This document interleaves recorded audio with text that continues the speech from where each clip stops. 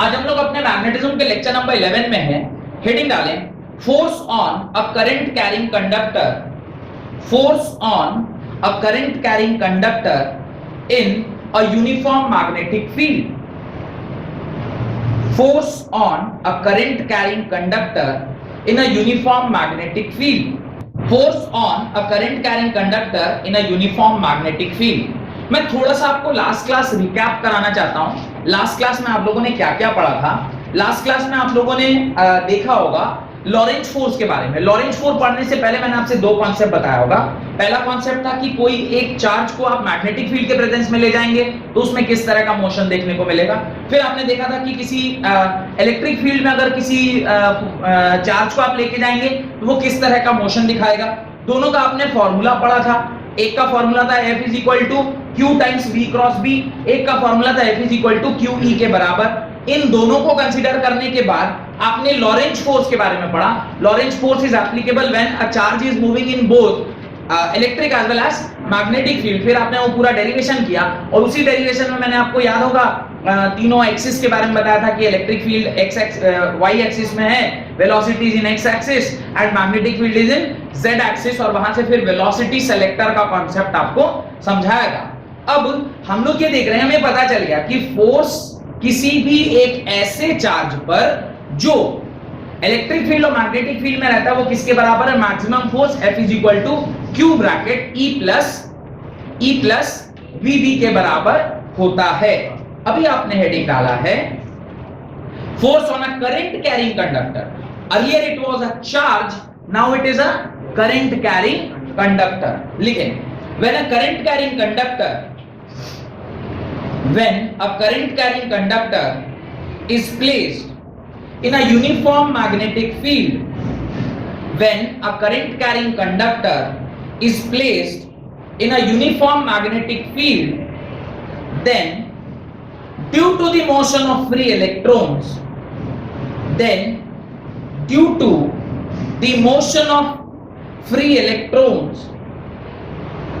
due to the motion of free electrons inside a conductor, a magnetic force is applied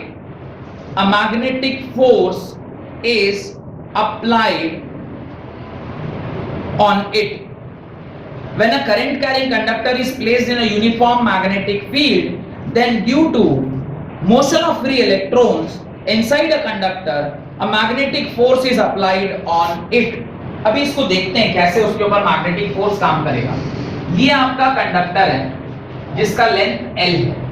इस conductor का length L दिया गया है। This is the length of the conductor.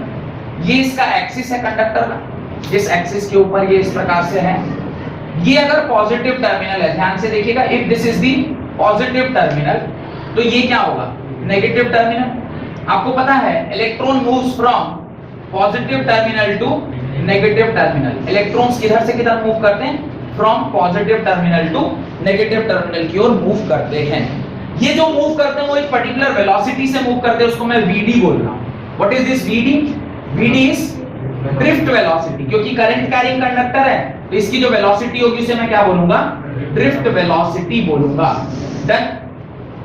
ये magnetic field के presence में हमने इसे डाला है जो कि इस कंडक्टर के एक्सिस से क्या एंगल बना रहा है, थीटा एंगल बना रहा है। रीजन भी हम लोग या तो परपेंडिकुलर भी ले सकते थे या हॉरिजॉन्टल भी ले सकते थे। जनरल केस कंसीडर करने के लिए हमने उसे किस रैंडम एंगल पे डाल दिया ताकि साइन थीटा या कॉस थीटा का अगर टर्म वहां आ रहा होगा तो वो आ जाएगा। उसमें हम स्पेशल केस देख लेंगे कि जब थीटा 0 डिग्री होगा या फिर थीटा 90 डिग्री होगा तो उसमें क्या परिवर्तन आएगा।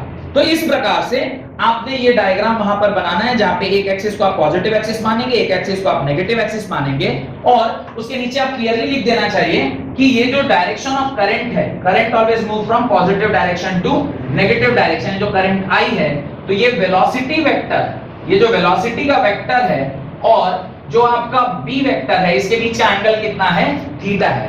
और why we are finding the angle between v and b, क्योंकि आपको पता है कि magnitude of force, which force, magnitude of which force, magnitude of magnetic force depends upon q, v and b। क्योंकि वो फॉर्मूला आपने अभी लास्ट टी क्लास में डेरिवेशन किया था, F इज इक्वल टू क्या होता है, F is equal to V, V cross B के बराबर होता है। डन। तो इसीलिए हमने उसको मैग्नेटिक फील्ड के अक्रॉस इस तरह से डाला है। डन। आगे लिखें, the length of the conductor is given by L, the length of the conductor is given by L and the cross section area is capital A, cross section area is capital A, cross section area of the conductor is capital A. Current I is flowing through the wire, current I is flowing through the wire, wire के through जो current flow कर रहा है वो कितना है, I current flow कर रहा है। ऑब्वियसली भाई करंट I ही फ्लो करेगा, conductor A and current I is flowing through the conductor, current I capital I is flowing through the conductor। आगे लिखें, the angle between velocity vector and the angle between velocity vector and magnetic field is theta, the angle between velocity vector and magnetic field is theta,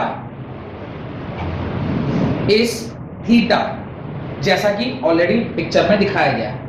next, let small n be the number of free electrons per unit volume, let small n be number of free electrons per unit volume, small n is number of free electrons per unit volume, number of free electron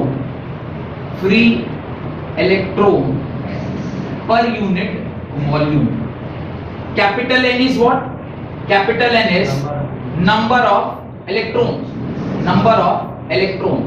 तो capital N को जब आप small terms के term में लिखेंगे तो can you right this, सोच के बताइए जरा, can I write this, capital N is equal to small n into AL, ये रिलेशनशिप लिख सकता हूं क्या, कैसे लिख दिया, दिस इज नंबर, तो इस साइड भी क्या होना चाहिए, नंबर होना चाहिए, ये क्या है, नंबर पर यूनिट वॉल्यूम, नीचे वॉल्यूम है, ऊपर वॉल्यूम लिखेंगे तब ना वॉल्यूम कैंसिल होगा और आपके पास क्या बच जाएगा, नंबर बच जाएगा, तो इसलिए हमने NaL लिख दिया।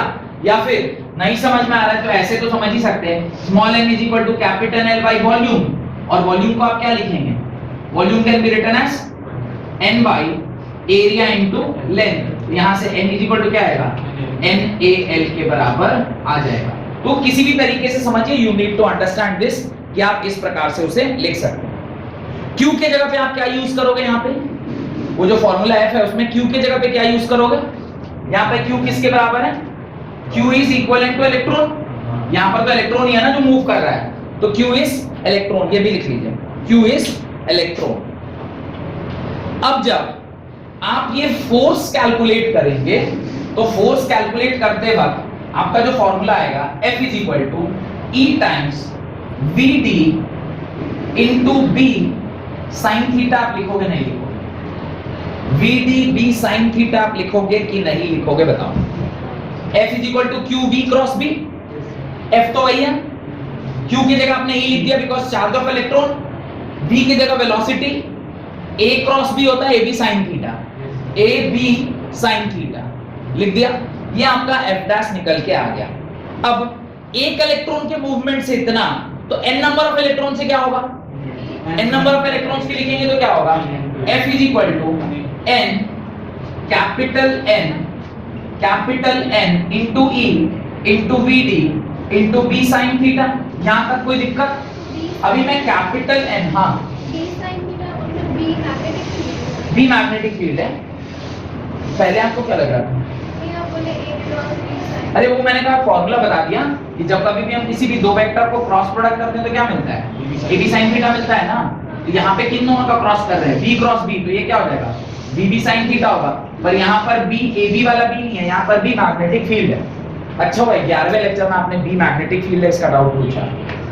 NE BD B sin theta, अभी इस N को कहना ही right, small n into AL E VD B sine theta, यहां तो कोई दिक्कत है क्या, मैंने आपको कभी ये रिलेशनशिप पढ़ाया है, I is equal to NEA VD, क्या मैंने ऐसा कोई रिलेशनशिप पढ़ाया है, अच्छा देखिए N E A B D F is equal to, इनको I लिख सकते हैं, बचेगा क्या B L sin थीटा। थोड़ा अच्छे से लिख रहा हूं, F is equal to B I L sin theta, याद रखने में आसान होगा, B F is equal to B I L sin theta. अब हम लोग यहां पर किसके किसके बीच में क्रॉस करेंगे, किसके किसके बीच में क्रॉस करेंगे सो दैट कि ये sin थीटा वापस क्रॉस में बदल जाए। तो अभी मैं इसको थोड़ा और अगले स्टेप में लिख रहा हूं, F is equal to I B cross L लिख सकते हैं क्या, I is equal to B cross L, I is equal to B cross L। ये आपका डेरिवेशन हो गया for the force which is acting on a particular wire inside a magnetic field making an angle theta with the direction of current। Direction of current से वो कितना angle ले रहा है, थीटा एंगल ले रहा है। तो आप इसको करंट माने या लेंथ माने बात एक ही, क्योंकि लेंथ वेक्टर या करंट वेक्टर का मतलब एक ही है। अब यहां तक अगर आपने डेरिवेशन कर लिया है, इस डेरिवेशन में कोई डाउट है तो पूछिए, किसी एक भी स्टेप में कोई डाउट है तो पूछिए, कैसे डेरिवेशन हुआ। एक एक स्टेप मैंने बिल्कुल एकदम आपके सामने तोड़ तोड़ के उसको रखा है, कोई एक भी स्टेप ऐसा रैंडमली नहीं लिख दिया। हर स्टेप में आपको समझाए ये स्टेप कैसे आया, ये स्टेप कैसे आया, ये स्टेप कैसे आया। अब उसके नीचे लिखिए case 1 I B cross L लिख दिया, इसके नीचे लिखिए case 1 if theta is equal to 0 degree और 180 degree, if theta is equal to 0 degree और 180 डिग्री। मैं इस साइड थोड़ा सा मिटा रहा हूं, वैसे आप लोगों ने सारा लिख ही चुके हैं, मैं इस साइड का थोड़ा सा रब कर रहा हूं ताकि थोड़ा जगह मिल जाए मुझे डेरिवेशन करने के लिए। अभी कह रहे हैं थीटा इज इक्वल टू क्या हो जाए 0 डिग्री। पहले तो इसका मतलब समझते हैं कि थीटा 0 डिग्री या थीटा 180 डिग्री का मतलब क्या है। थीटा 0 डिग्री का मतलब है कि ये यहां पर आ गया, यानी in the direction of wind. आपको मैंने बताया होगा कि मैग्नेटिक फील्ड और करंट कैरिंग वायर जब उसके बीच का एंगल 0 होता है तो उसके अंदर जो वैल्यू ऑफ मैग्नेटिक फील्ड हो क्या होगा, 0 होगा। याद आ रहा है, वो आपने बायो-सावर्ट लॉ में पढ़ा था कि एक करंट कैरिंग वायर के अंदर मैग्नेटिक फील्ड क्या होता है, 0 होता है। अभी यहां पर भी आपको वही देखने को मिलेगा कि चूंकि अब मैग्नेटिक फील्ड 0 है किसी करंट कैरिंग वायर के अंदर, तो उसमें फोर्स क्या होगा, वो भी 0 होगा, होना भी चाहिए लॉजिकली भी और फार्मूला के बेसिस पे भी। देखिए आपने फार्मूला लिखा है F is equal to BIL sin theta, sin 0 BIL sin of 0 degree, sin 0 is 0, F is equal to क्या निकल गया 0, यानी थीटा जब 0 या 180 होगा आपका फोर्स क्या आएगा 0। यानी करंट कैरिंग वायर, करंट का डायरेक्शन या तो ऐसे हो और मैग्नेटिक फील्ड का डायरेक्शन अगर ऐसे है, या फिर करंट का डायरेक्शन ऐसे और मैग्नेटिक फील्ड का डायरेक्शन ऐसे, इन दोनों ही केस में फोर्स क्या आने वाला है 0 आने वाला है। ये ऐसे बगल में बना लीजिएगा सो दैट कि जब आप अकेले भी पढ़ रहे हो तो आपको इसका मतलब समझ में आए। नीचे स्टेटमेंट में लिख लीजिएगा it means a conductor placed, it means a conductor placed parallel to the direction of magnetic field, parallel to the direction of magnetic field experiences no force due to magnetic field.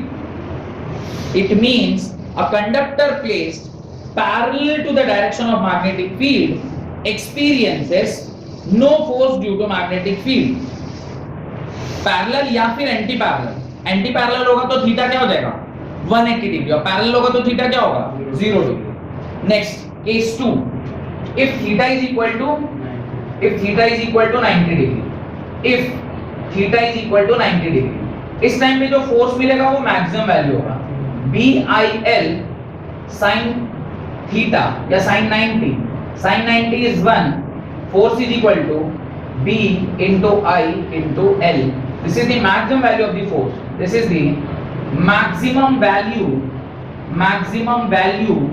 of the force. Maximum value of the force. ये maximum value of the force है. This is the maximum value of the force. BIL. Done.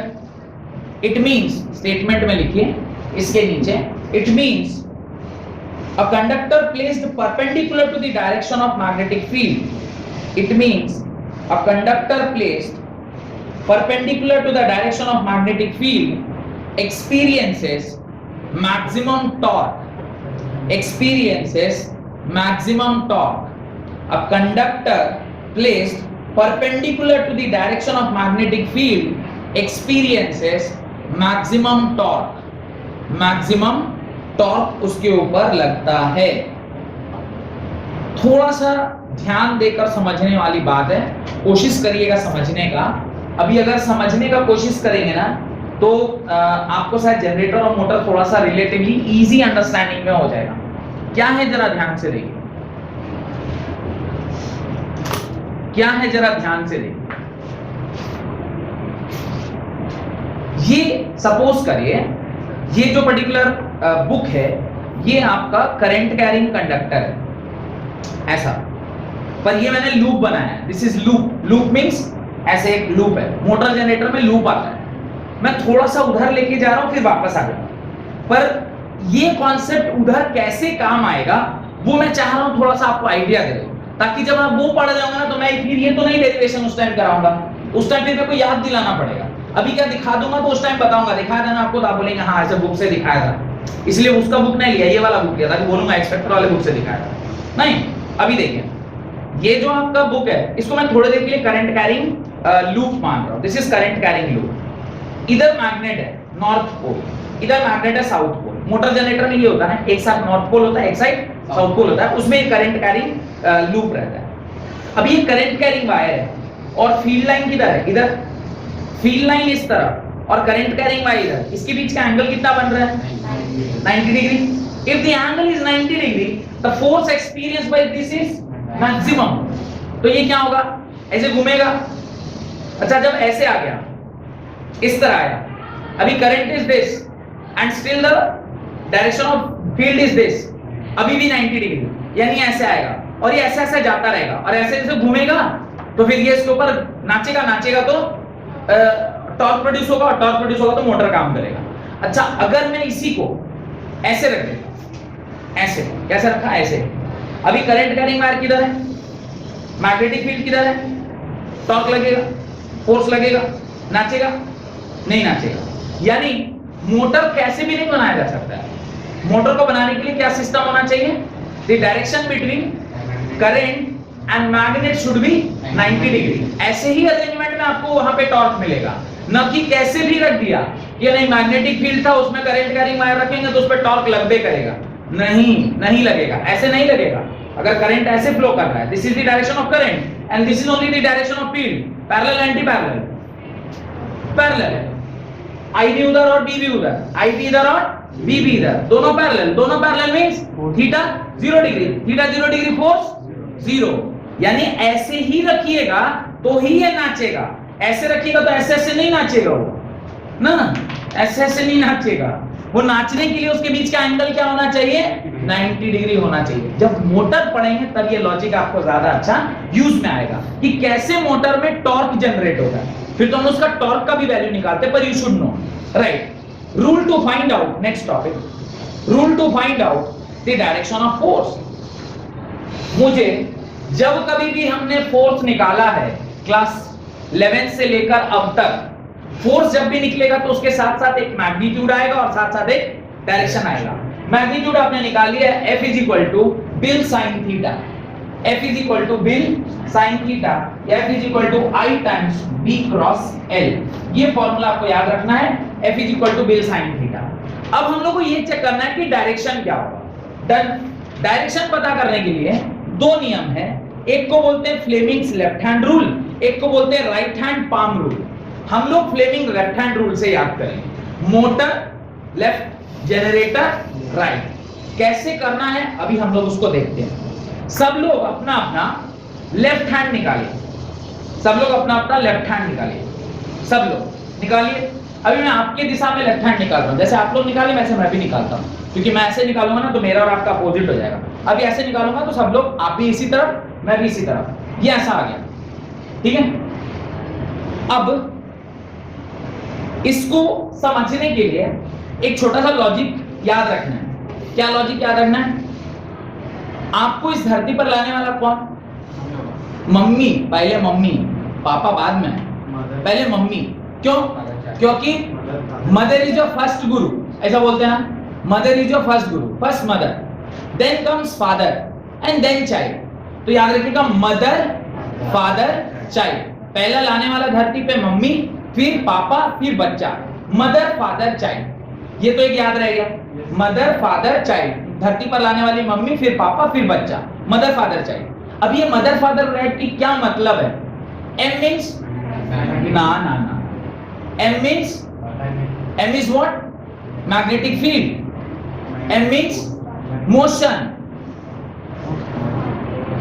Force. ऐसे पहले उसके convention को जब तक नहीं ध्यान रखिएगा तब तक आगे का कहानी नहीं समझ में आएगी। ये पहले समझ में आ गया, mother father child, motion field current, motion field current, mother father child, motion field current, ऐसे याद रखना है। Motion, motion means force, F से नहीं याद रखना है। Motion, motion field current, field is what?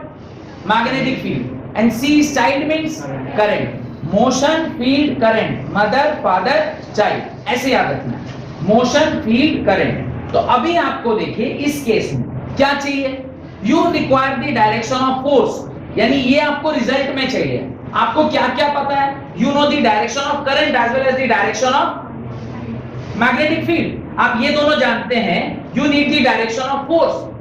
अगर जिस भी केस में ये दोनों अगर आप सेट कर लिए तो जो थंब का डायरेक्शन होगा that will give you the direction of force. तो मैग्नीट्यूड ऑफ फोर्स निकालने का आईबीएल sin थीटा या बिल sin थीटा, और उसके डायरेक्शन को निकालने के लिए आप याद करेंगे लेफ्ट हैंड, फ्लेमिंग्स का लेफ्ट हैंड रूल जो कहता है मदर फादर चाइल्ड और मोशन फील्ड करंट। मोशन मतलब force, field means magnetic field, child माने करंट, करंट इज सी।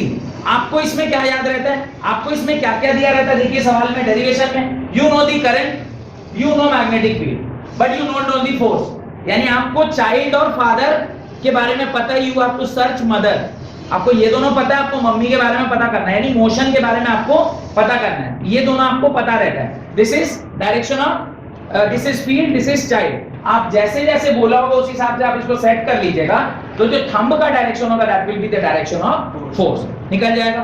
तो डायरेक्शन भी निकल गया। और अभी देखिए बहुत सारे आप रूल पढ़ते जा रहे हैं। आपने राइट हैंड थंब रूल पढ़ा, फिर आपने वो कर्व वाला, फिर वो एम्पेयर्स का स्विमिंग रूल पढ़ लिया।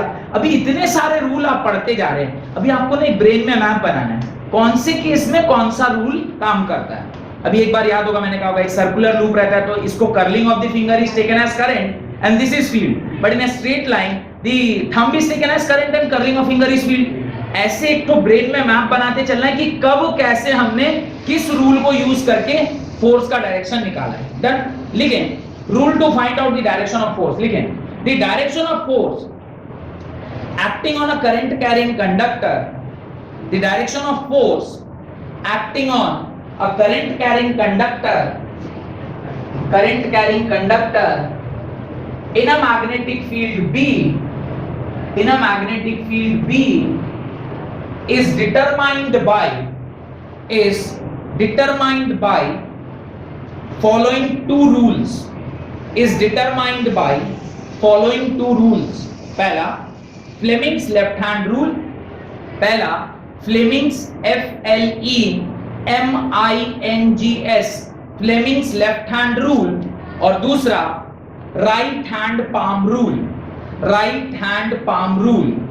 मैं आपको राइट हैंड पाम रूल बताऊंगा ही नहीं, रीजन इसका कि हमारे पास जनरेटर के लिए कोई लेफ्ट हैंड पाम रूल नहीं है, तो ऐसा कोई रूल जो कि सिर्फ इसी केस के लिए वैलिड है, क्या फायदा उसको ढूंढ के। उससे अच्छा ऐसा कुछ याद रखिए जो ऑलवेज ट्रू हो और हमेशा आपको काम आए। तो हम लोग सिर्फ Fleming's left hand rule, unnecessarily why to confuse yourself, ठीक है। अगर एग्जाम में पूछता है तो सिर्फ डायरेक्शन पता करने के लिए नहीं, नॉलेज पॉइंट ऑफ व्यू के लिए आपको राइट हैंड पाम रूल भी पता होना चाहिए। अगर एग्जाम में पूछ ले कि what palm denotes in a right hand palm rule, फिर तो ऑब्जेक्टिव में आप फंस जाएंगे ना, पता ही नहीं होगा पाम रूल में क्या दिखा रहा है। तो सर्च ढूंढने के लिए कौन सा यूज करेंगे? फ्लेमिंग का लेफ्ट हैंड रूल। पर नॉलेज के लिए आपको दोनों क्या होना चाहिए? पता होना चाहिए कि कहीं अगर एग्जाम में कुछ ऑब्जेक्टिव में पूछ लिया what is the palm rule में कौन सी तीन चीजों को मिलाकर हम पाम रूल बना रहे हैं, तो फिर उस टाइम आपको कंफ्यूजन नहीं होना चाहिए। पहला लिखिए Fleming left hand rule, right. If the forefinger, the middle finger and the thumb of the left hand if the forefinger, the middle finger and the thumb of the left hand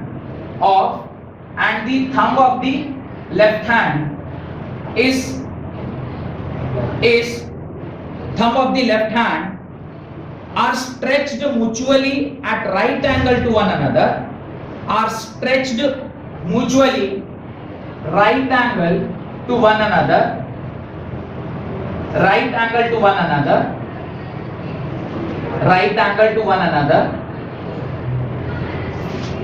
then right angle to one another, then the forefinger represents the direction of magnetic field, then the forefinger represents the direction of magnetic field, the forefinger represents the direction of magnetic field,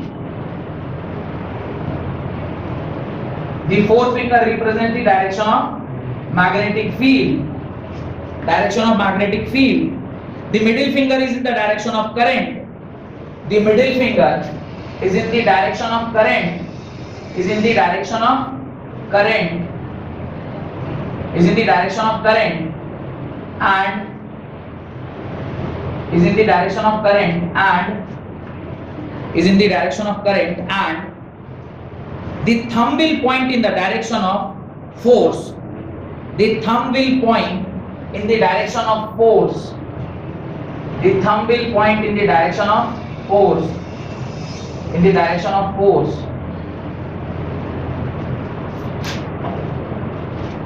the thumb will point in the direction of force. force को ही आप क्या बोलते हैं? Motion बोलते हैं. This is your field जो कि B से डिनोट होता है, दिस इज फोर्स F से, और this is the direction of current जो कि I से डिनोट हो रहा है. लेफ्ट हैंड में आप इस प्रकार से दिखा रहे हैं, यही मैंने बनाने की कोशिश की जो मैं आपको दिखा रहा हूँ. कोशिश की है, पता नहीं है उधर से क्या दिख रहा है, पर लगभग हाथ जैसे ही दिख रहा होगा. कुछ तो लाइनें मुझे भी इधर से दिख रही हैं, ऐसे ही कुछ दिखता होगा. ये कुछ ऐसा दिख रहा है, ऐसा ही दिख रहा होगा सर. तो ये ऐसा ही है. तो मैंने कोशिश किया, बाकी इसी टाइप का कुछ तो बना लीजिएगा बोर्ड, मतलब अपनी कॉपी में, बोर्ड पे नहीं, अपनी अपनी कॉपी में बना लीजिए. जहाँ पे दी मदर फादर चाइल्ड, ये कॉन्सेप्ट आपको ध्यान रखना है. Mother means motion, father means field, father means field, and child means current. ये कन्वेंशन आपको क्या रखना है, ध्यान रखना है. Mother means motion, father means field, and child means current. Mother, father and child. Mother, father, child. Mother is motion, father is field, and current is child. C is child. इस प्रकार से आपने ये समझ लिया. इसको सिर्फ समझना है, बहुत ज्यादा इसमें बुद्धि नहीं लगाना है. और नेक्स्ट जो आपका रूल है that is right hand palm rule. तो हेडिंग डालें राइट हैंड पाम रूल. एक टेंटेटिव बना लीजिएगा, मैंने दिल थोड़े बनाना है यार कि लगे पड़े हैं दिल बनाने में. अरे दिल तो आप लोग देते हैं, बनाते क्या?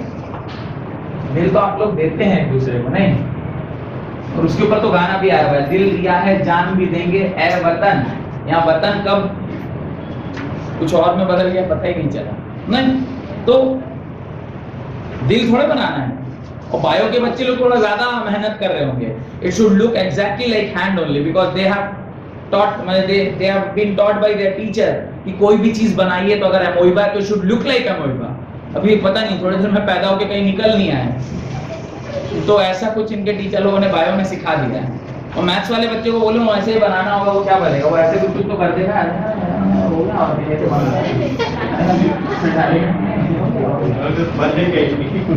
तो मैथ्स वाले बच्चों को बोले तो इंजीनियरिंग ड्राइंग कर देंगे ऐसे.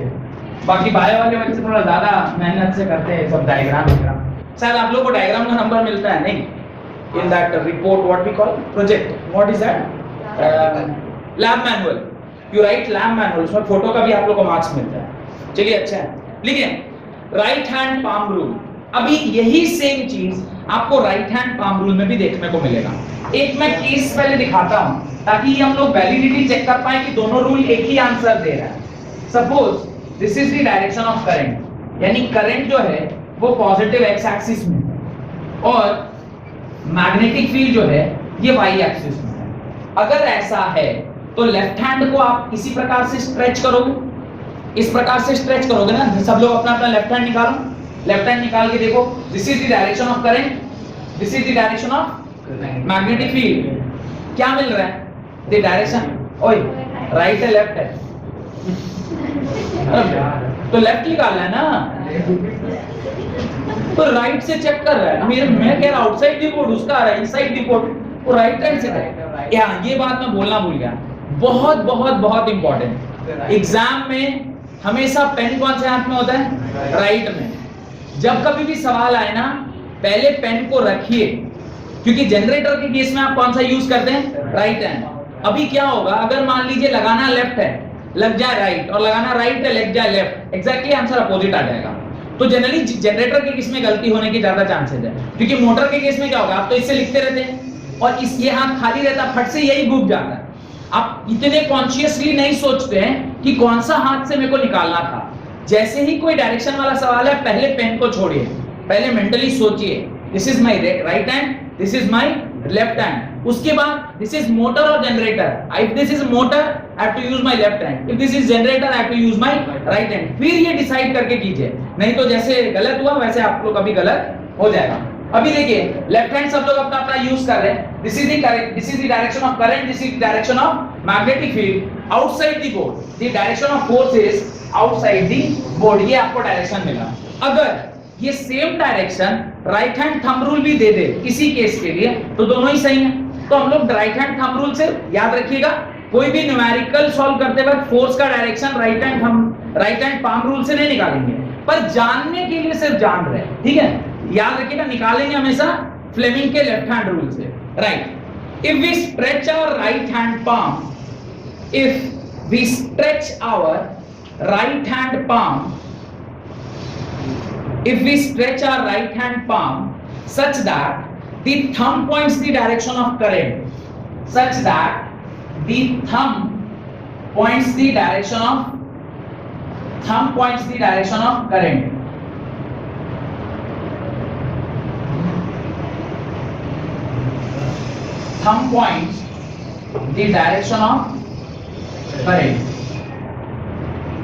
thumb points the direction of current,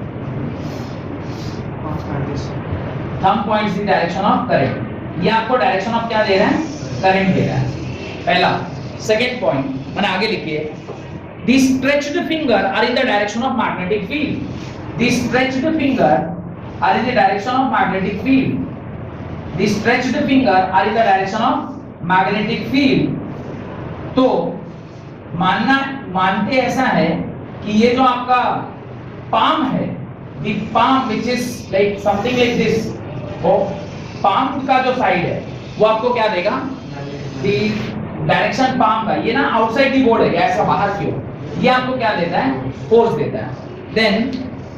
then the force on the conductor will be perpendicular to the palm, the force on the conductor will be perpendicular to the palm, perpendicular to the palm in the direction of pushing by the palm, in the direction of pushing by the palm। palm से push करना मतलब क्या होगा? ऐसे धक्का लगाते हैं ना, तो इससे ही palm धक्का दे रहा था, ऐसा कुछ होगा। अभी हम लोग पहले समझते हैं, फिर ये फोटो बना लीजिएगा। क्या बोला उसने? Pushing in the direction of palm। Done. अभी जरा सब लोग अपना राइट हैंड निकालिए, सब लोग राइट हैंड निकालिए, याद रखिएगा राइट हैंड निकालना है। राइट हैंड निकालिए, पेन पहले नीचे रख के फिर राइट हैंड निकालिए, राइट हैंड निकालिए। अब कह रहा है ये जो थंब है ये should be in the direction of current. मेरा डायरेक्शन ऑफ करंट किधर था? इधर। ऐसा होगा ना सबका direction of current. The fingers stretched is the direction of magnetic field, this is direction of current, this is the direction of magnetic field. The pushing of the palm will be the direction of force, pushing of the palm किधर भेज रहा है आपको? इधर। तो यहां से भी क्या निकल के आया? यही। यहां से भी क्या निकल के आया? कोई एक भी ध्यान होना चाहिए, निकालना सिर्फ लेफ्ट हैंड फ्लेमिंग के रूल से। याद दोनों रखना है कि कोई भी काम में आ सकता है, पर लेफ्ट हैंड से निकालिएगा। क्या समझ में आया? डायरेक्शन ऑफ करंट में thumb, stretching of fingers, magnetic field lines, magnetic field line जैसे ही तो है, मैग्नेटिक फील्ड लाइन पे जो पाम जिधर धक्का लगा रहा है outside the board, this is direction of force. यही लिखा है। ये थोड़ा फोटो बना लीजिए, ये वाला फोटो बना लीजिएगा, और एक एग्जांपल जो मैंने लिखवाया है वो आप वेरीफाई करा सकते हैं कि वहां पे इस प्रकार से कुछ तो हो रहा है। डन। हेडिंग डालें फोर्स बिटवीन, ये फोटो बना लीजिए, ये फोटो बना लीजिए जहां पे ये जो उंगलियां हैं वो कहां जा रही हैं, डायरेक्शन ऑफ बी। ये जो थंब है वो कहां जा रहा है, डायरेक्शन ऑफ करंट। तो जो पाम जिधर धक्का लगाएगा that is actually your direction of वो फोर्स।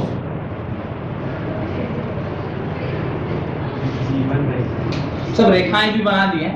अब आप लोग टाइम ले रहे हैं लिखने में, तो हमने कहा चलो थोड़ी रेखाएं वखाएं बना देते हैं, अच्छा आदमी इसकी रेखाएं स्ट्रॉन्ग है।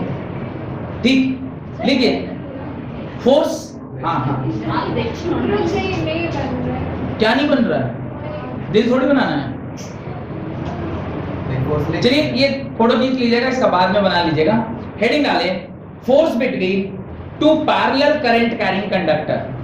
Force between two parallel current carrying conductor. अब देखिए मजे की बात, force between two parallel current carrying conductor. धीरे धीरे आपको भी ये एहसास होना स्टार्ट हो गया होगा कि हम लोग मोटर ही पढ़ना चाहते हैं। कैसे? पहले हमने टॉपिक क्या डाला, force due to single wire, आपने आया F is equal to BIL sin theta. फिर आप देखिए उसके ऊपर magnitude, BIL direction, Fleming right hand rule. अब कह रहे हैं दो पैरेलल करंट कैरिंग वायर में क्या फोर्स होता है। भाई we are interested in parallel current carrying wire. जब कभी भी मोटर में आप लूप लेंगे, एक में उधर जा रहा होगा तो एक में इधर आ रहा होगा, तो ये पैरेलल करंट कैरिंग वायर है। पैरेलल करंट कैरिंग वायर निकालेंगे तब ना उस लूप में फिर आप चेक करोगे और फिर उसके ऊपर टॉर्क लगाओगे और टॉर्क से फिर वो घूमेगा और घूमेगा तो electrical energy will be converted into mechanical energy. तो धीरे धीरे हम किसकी ओर बढ़ रहे हैं, मोटर को पढ़ने की ओर बढ़ रहे हैं। माने foundation, we are trying to build the foundation. कि पहले आपने सिंगल एक वायर की वजह से निकाला, फिर उसका फोर्स निकाले, फिर उसका मैग्नीट्यूड निकाला, फिर उसका डायरेक्शन निकाला। अभी दो वायर के विषय में निकाल रहे हैं। फिर ये दो वायर निकल जाएगा तो फिर वो पूरा वायर को घुमाने देंगे, घुमाएंगे तो टॉर्क आएगा, टॉर्क आएगा तो फिर मोटर बन जाएगा। लिखिए force between two parallel current carrying conductor. यहां तक रखते हैं, अगली क्लास में इसके आगे का कंटेंट पढ़ेंगे। बहुत बहुत धन्यवाद।